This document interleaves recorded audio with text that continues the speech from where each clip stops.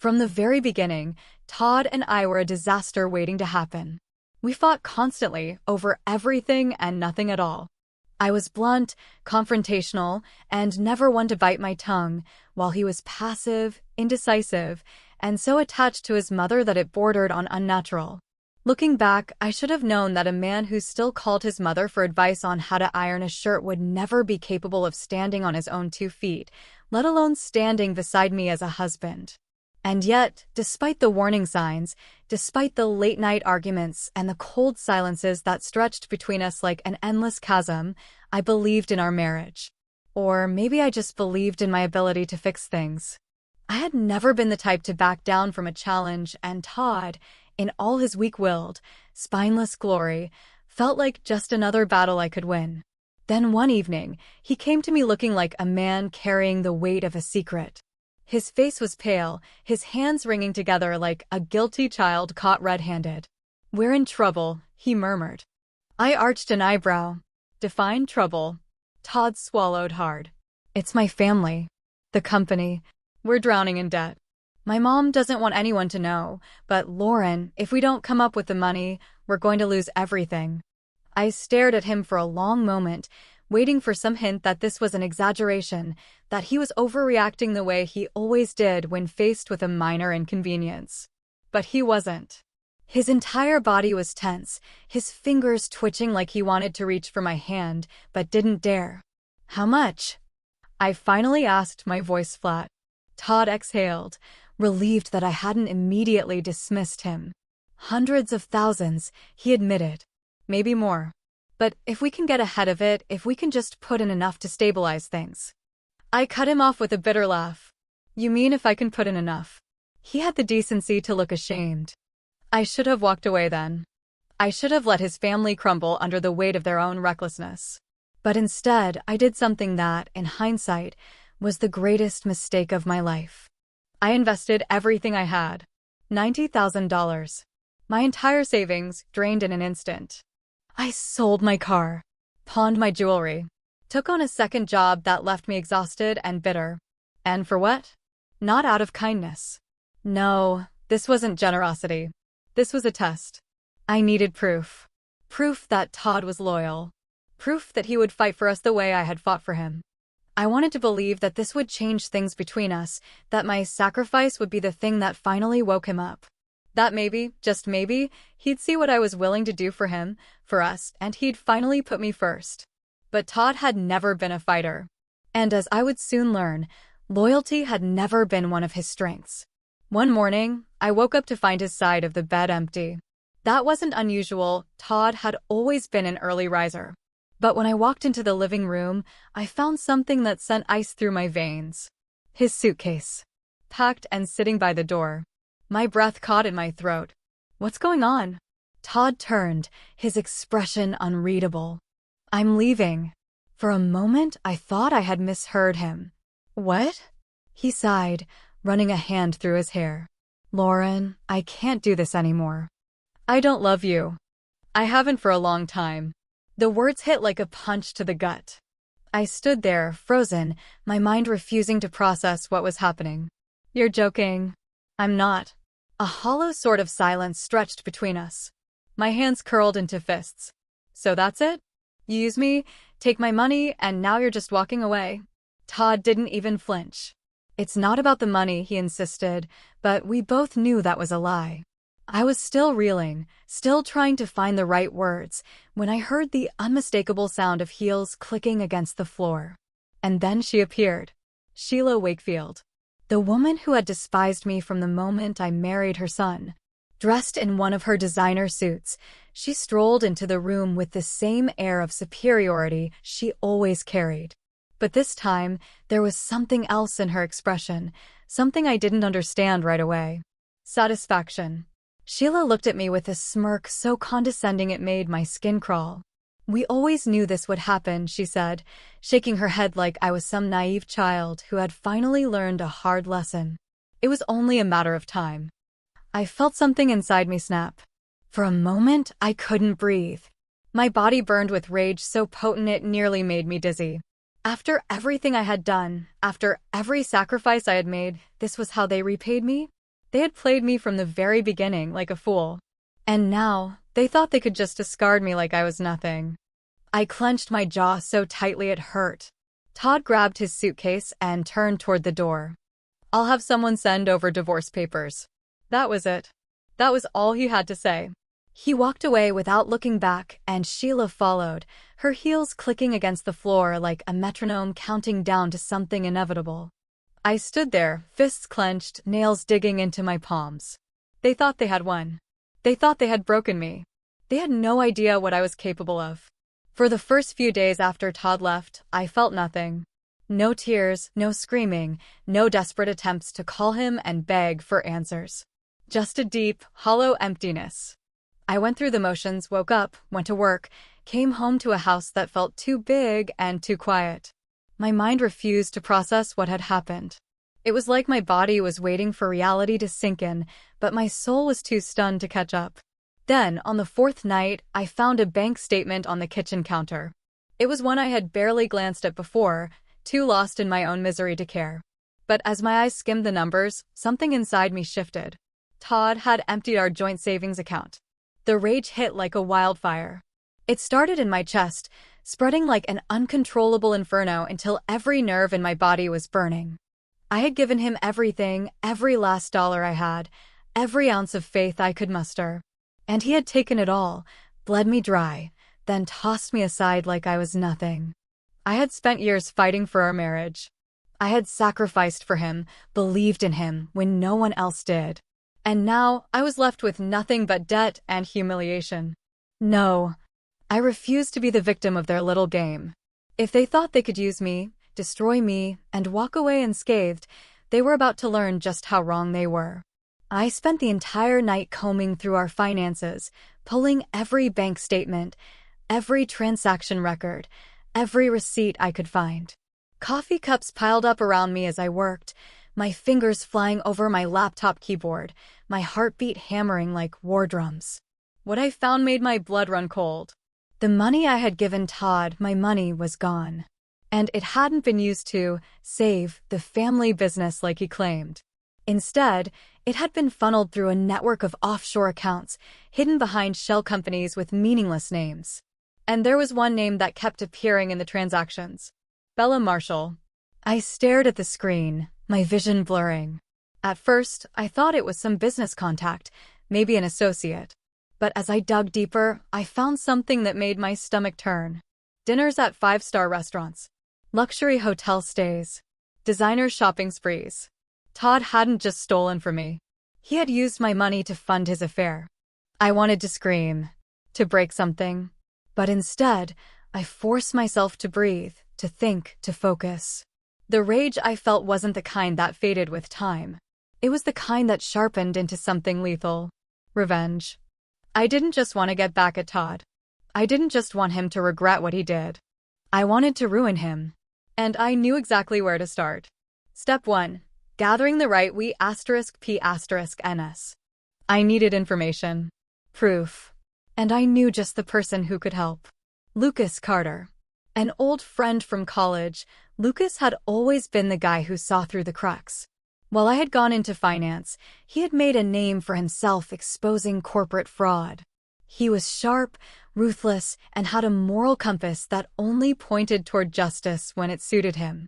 I hadn't spoken to him in years, but when I called, he picked up on the second ring. Well, he drawled. Lauren Wakefield. Now there's a name I didn't expect to see on my caller ID. Carter, I said, my voice steady. I need your help. There was a pause, then a low chuckle. And here I thought you only called when you needed someone to argue with over cheap whiskey. I'm not in the mood for games. Clearly.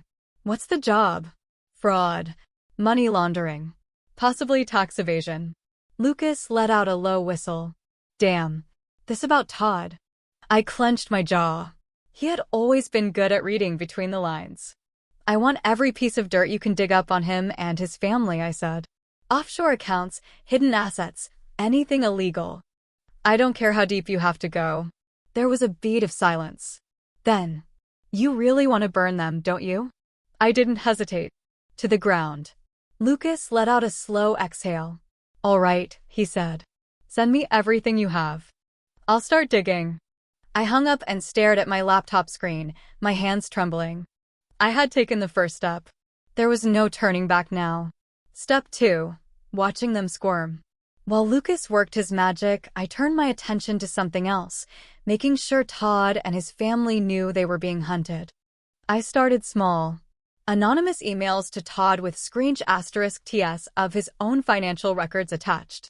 Messages that simply read, "I know what you did." Then I sent flowers to his mother's house.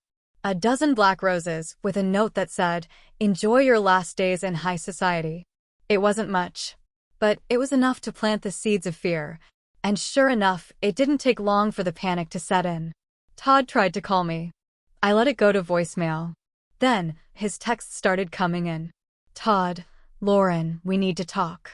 "Todd, I don't know what's going on, but if this is about the money, I can explain." "Todd, please, just pick up the phone." I smiled, setting my phone aside. He was scared. Good. Because this was only the beginning. They had no idea what was coming. Fear was a powerful thing, and I intended to use it to my advantage. Todd had been sending me texts nonstop, his desperation seeping through every word. At first, he was defensive, demanding to know what I was doing, calling me childish. Then, when I didn't respond, his messages became frantic. Apologetic. "Todd, Lauren, I swear, I never meant for things to happen this way. Please, just talk to me." "Todd, we can fix this." "Todd, don't do anything crazy." That last one made me laugh. Crazy? He hadn't even seen crazy yet. Todd's family had spent decades building their pristine reputation. The Wakefields were old money, respected in business and high society. His mother, Sheila, loved to parade around as a generous philanthropist, throwing charity events and appearing in glossy magazines. I was about to tear that illusion apart. The first real blow came through Caitlin Farrow, an investigative journalist I had followed for years. She had a reputation for exposing corruption, and she had no problem making powerful enemies. I sent her an anonymous tip, financial records, tax documents, proof that the Wakefields had been funneling money through offshore accounts. It was a goldmine of fraud, and I knew Caitlin wouldn't be able to resist. She responded within hours. "Caitlin, where did you get this?" Me, "Does it matter?" "Caitlin, if it's legit, I'll run with it. But I need more." I smiled and sent her another batch of documents, ones that Lucas had managed to dig up.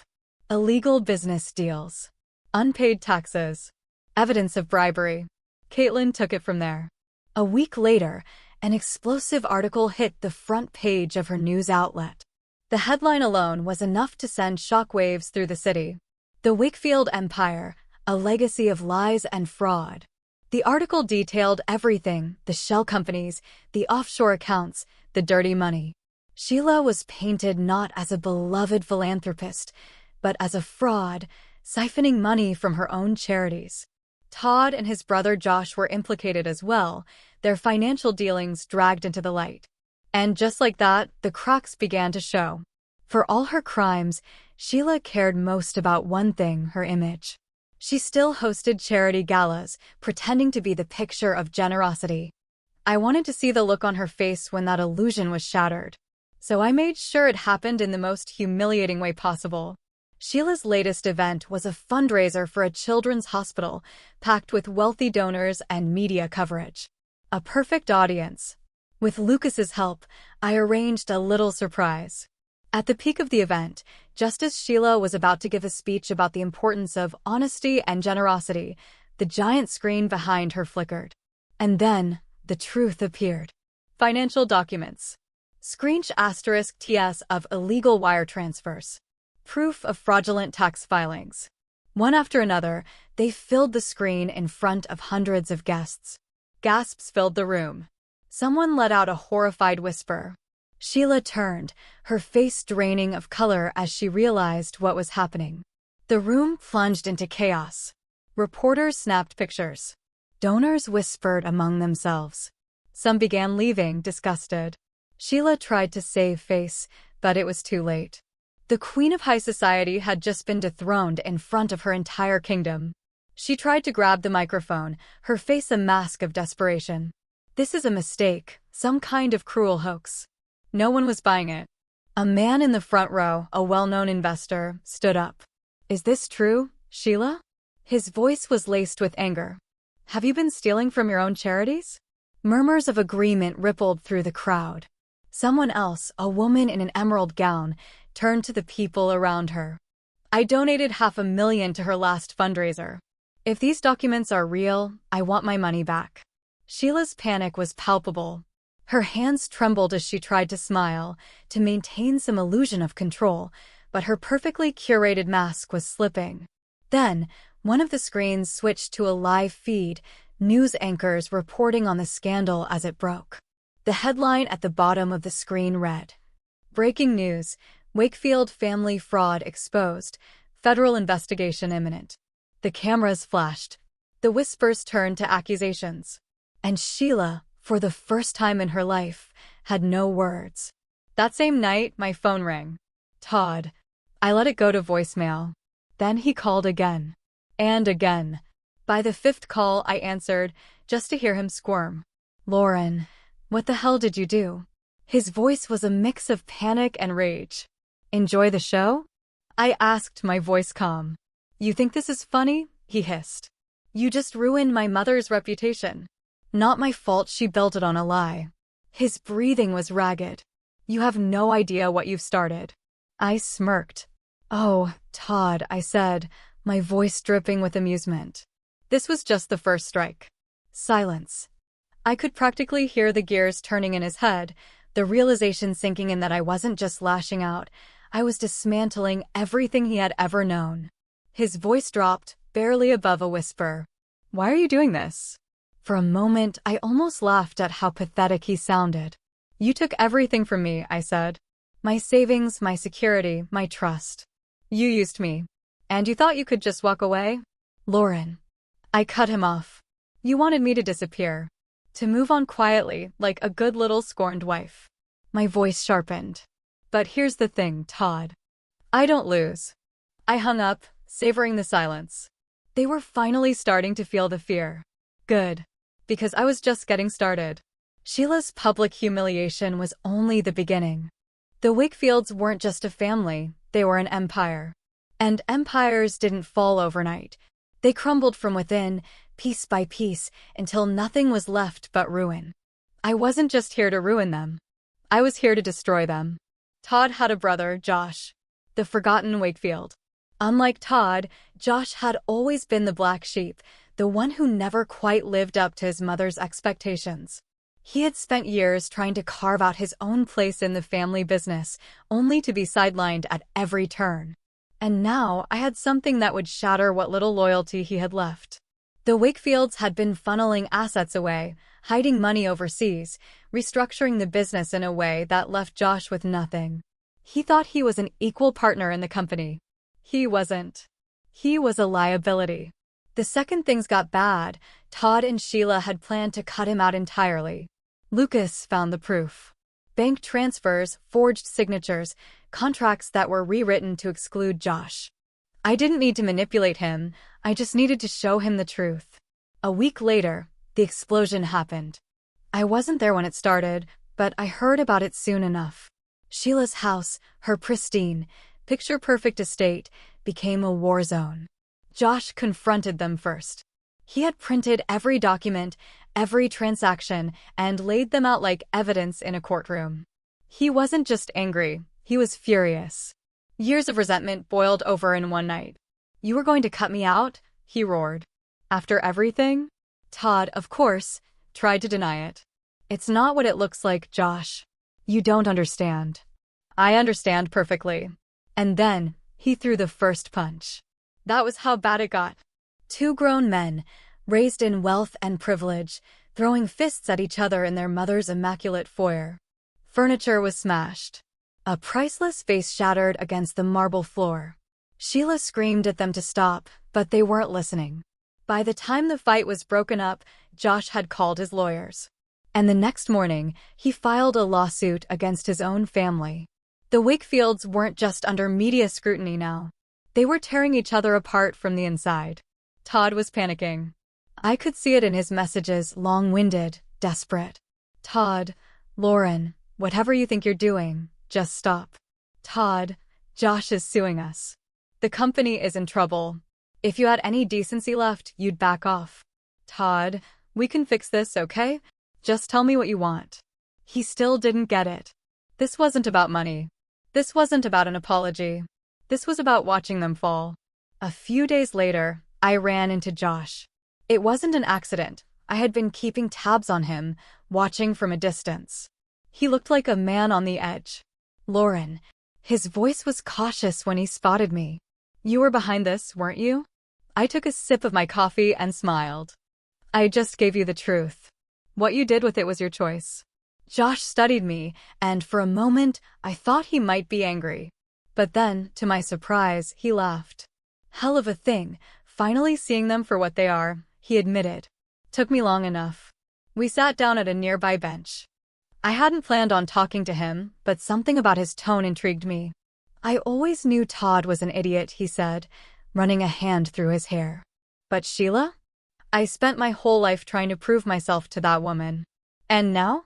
She'd throw me under the bus without a second thought. Then why fight for them? I asked.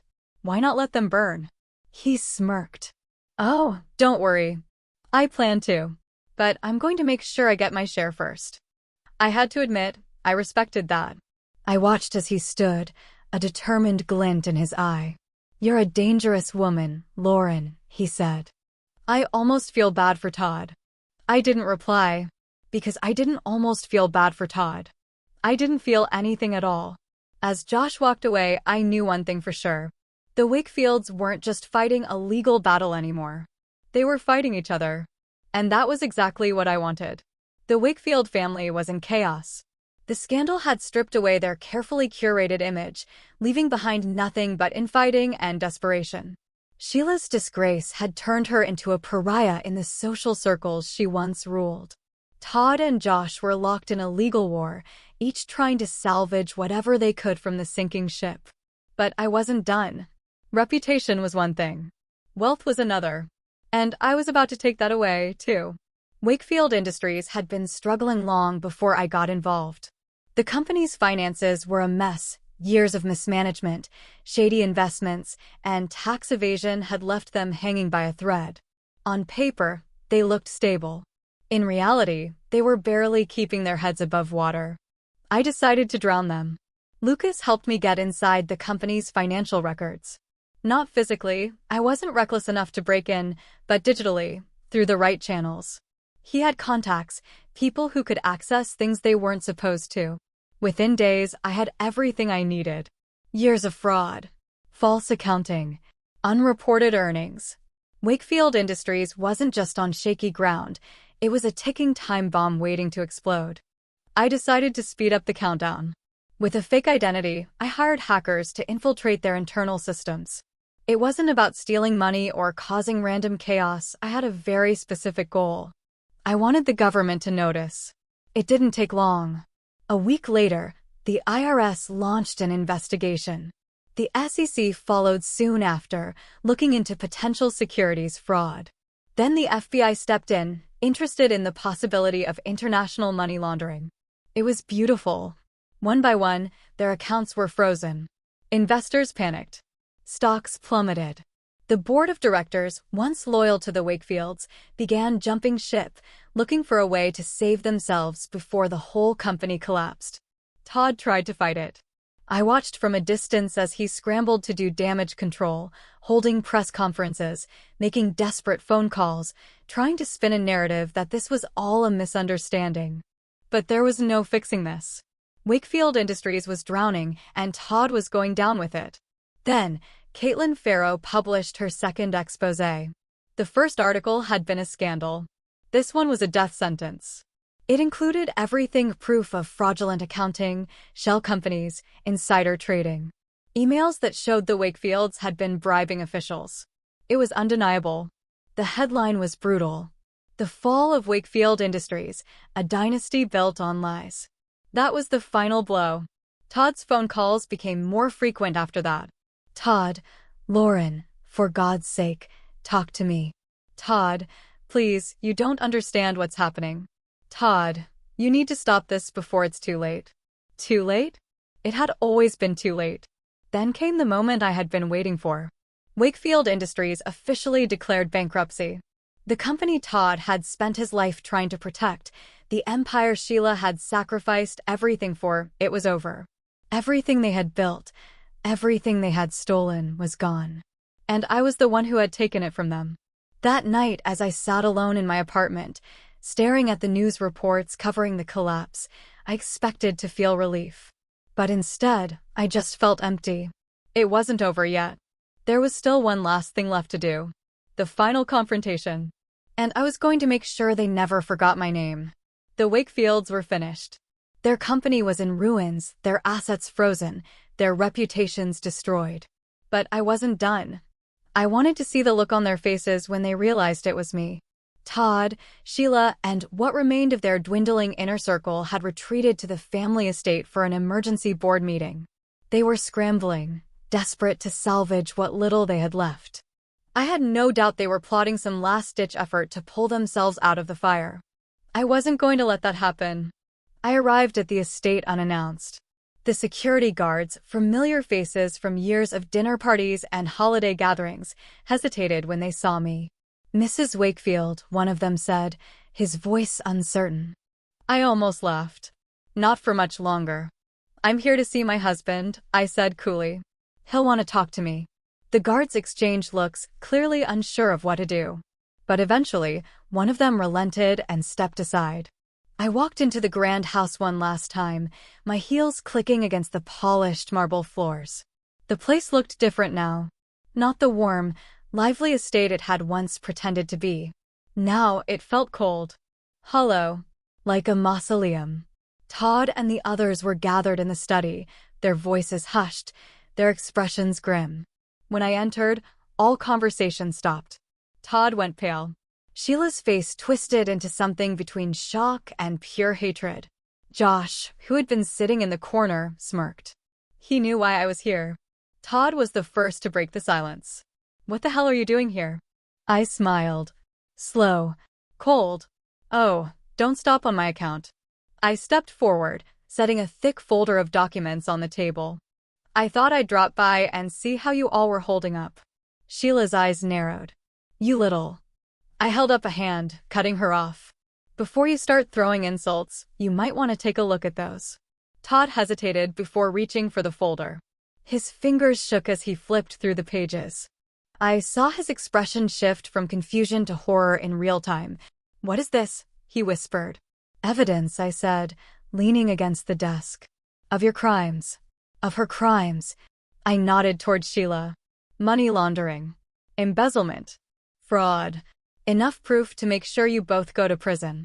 The room was silent. Then, Sheila laughed. A sharp, bitter sound. You think you can threaten us?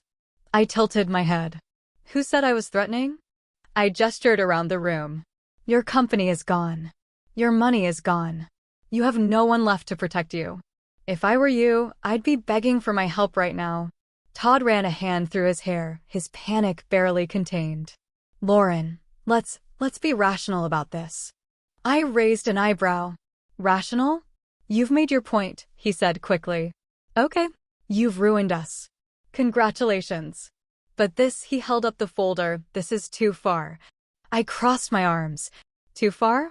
Too far was when you stole my money and spent it on your mistress. Too far was when you and your mother laughed in my face and told me this was inevitable. Sheila sneered. You were never one of us. And you were never better than me, ISH*T back. You just thought you were. Todd's hands balled into fists. What do you want, Lauren? That was the real question, wasn't it? I leaned in. I want you to lose. I want you to suffer the way you made me suffer. I want you to know that I did this to you. For the first time, real fear flickered in Todd's eyes. Then, as if on cue, the sound of heavy footsteps echoed down the hall. The doors to the study burst open. FBI agents. Mrs. Wakefield, one of them addressed me. We have your report. Thank you for your cooperation. Todd turned to me in disbelief. You. I smiled. Oh, did I forget to mention? I filed official complaints, too. The agents moved in, snapping handcuffs onto Todd's wrists. He struggled. Wait. This is a mistake. You can't. He looked at me like I was supposed to save him. I just watched. Then, Sheila's turn came. She shrieked as they restrained her, her perfect life crumbling before her very eyes. I had imagined this moment so many times, and yet, as I stood there, watching them be led away, something inside me felt hollow. I had won. So why didn't I feel satisfied? Josh stood beside me, his expression unreadable. Well, he muttered, that was dramatic. I turned to him. You're not going with them? He shrugged. I was smart enough to keep my hands clean. He gave me a pointed look. And I had a friend who made sure I got the right documents at the right time. I smirked. Good for you. As Todd and Sheila disappeared from sight, Josh let out a long breath. You really did it, he said. I nodded. Yeah, I did. And yet, as I walked out of that house, leaving the ruins of the Wakefield dynasty behind, I realized something. Revenge had driven me, consumed me. But now it was over. And I had no idea what came next. The Wakefields were finished. Their empire had crumbled. Their wealth was gone. Todd and Sheila were in handcuffs, dragged through the legal system like common criminals. Their names, once synonymous with power and privilege, were now nothing more than headlines in a scandal that would haunt them forever. I had done what I set out to do. I had won. And yet, in the days that followed, I felt nothing. No joy, no satisfaction, no overwhelming sense of justice. Just an eerie, quiet emptiness. For so long, revenge had been my purpose. It had driven me, consumed me, given me something to hold on to when I had nothing left. But now that it was over, I found myself staring at the pieces of my life, wondering what I was supposed to do with them. I had spent years fighting for Todd. Then I had spent months fighting against him. Who was I now, without that fight? I didn't have an answer. But Lucas did. We met for drinks a few nights after everything had settled. He leaned back in his chair, watching me with the same sharp, calculating expression he always had. So, what now? He asked. I sighed, running my fingers along the rim of my glass. No idea. He studied me for a moment before smirking. Well, I have a suggestion. I raised an eyebrow. Do I even want to hear it? Lucas chuckled. That depends. He set his drink down. You're damn good at what you just did, Lauren. Smarter than most people give you credit for. And you're sitting on a mountain of SK*LLS that could do a lot of good. I scoffed. Right. And what exactly do you think I should do? Offer revenge as a service? His smirk didn't fade. Not revenge. Justice. That made me pause. Lucas leaned in. You're not the only woman this has happened to. You're not the only person who's been financially ruined by a manipulative spouse, betrayed by people they trusted. The difference is you fought back. And you won. I stared at him. I have contacts, he continued. People who need help exposing fraud, uncovering hidden assets, protecting themselves from the kind of people who think they can get away with anything. He tilted his head. You could be the one to help them. I looked down at my drink, his words sinking in. For the first time since this all began, I felt something stir inside me. A purpose. Something bigger than revenge. Lucas was right. I had spent my entire life fighting for something. Maybe it was time to fight for the right cause. A year later, I stood at a podium in front of a crowded room. The event was for my new foundation, an organization dedicated to helping victims of financial fraud and betrayal. We provided legal assistance, financial recovery programs, and, most importantly, the kind of justice that too many people never got. I glanced at the audience. Lucas was there, arms crossed, looking both smug and proud. Caitlin, the journalist who had helped me bring down the Wakefields, gave me a nod from across the room. And then there was Josh, sitting toward the back, sipping his drink with an amused expression. He had survived the wreckage of his family, carved out his own future, and somehow we had come to a silent understanding. I took a deep breath and smiled. This wasn't the ending I had expected. It was better. because for the first time in a long time, I wasn't tearing something down. I was building something greater.